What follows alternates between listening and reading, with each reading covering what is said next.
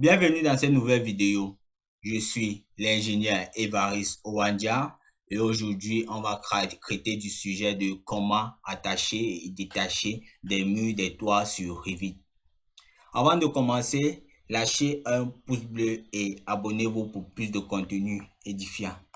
Attacher et détacher des murs sur Revit est assez simple. Tout d'abord, nous allons ouvrir nos revues niveau 1 et nous allons vouloir attacher, détacher ce mur-ci de notre toit. Pour le faire, on va ouvrir la coupe pour avoir une vue plus uniforme.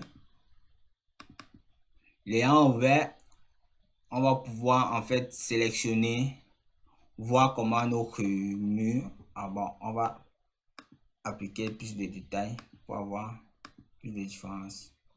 Voici notre toit, voici notre mur ici. Donc, sur notre vue en plan, on va sélectionner notre mur. Et puis, vous pouvez le voir attaché, les options attacher et détacher. On va partir en vue 3D. Et puis, on va sélectionner, comme notre mur est déjà attaché à notre toit, on va sélectionner détacher le mur.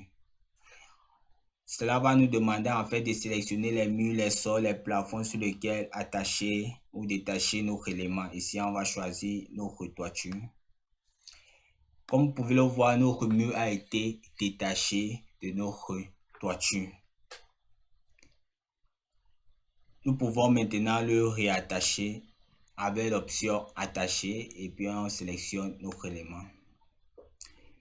Il a noté ici là que l'option attacher, détacher un élément d'un autre élément sera prioritaire sur les contraintes de hauteur de cet élément là. Par exemple, si je rechoisis le mur en question et j'applique par exemple une contrainte de hauteur de 8 mètres, c'est-à-dire mon mur aura une hauteur de 8 mètres. Je valide. Je détache ce mur de ce toit. Vous voyez complètement que, en fait, la contrainte de attacher, détacher sur la toiture est prioritaire en fait sur la hauteur du mur. Là, je vais encore réattacher. Vous pouvez le voir. Maintenant, si c'est que par exemple, je choisis toujours notre mur et que je le mets à une contrainte de hauteur d'aller jusqu'au niveau 2 en fait.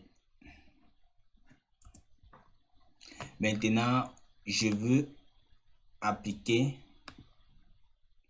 je vais détacher en fait de ce mur-ci du toit. Vous pouvez le voir que en fait la contrainte à attacher et détacher sur un élément est prioritaire en fait sur la nouvelle contrainte de hauteur que j'ai appliquée à notre mur. En somme, il était question pour nous ici de vous présenter comment attacher et détacher un mur d'un toit sur Revit. N'oubliez pas de liker et de vous abonner pour plus de contenu édifiant. Pour toute incompréhension, difficulté ou question, veuillez les laisser en commentaire. Merci pour votre aimable attention et à très bientôt pour une nouvelle vidéo. Bye bye.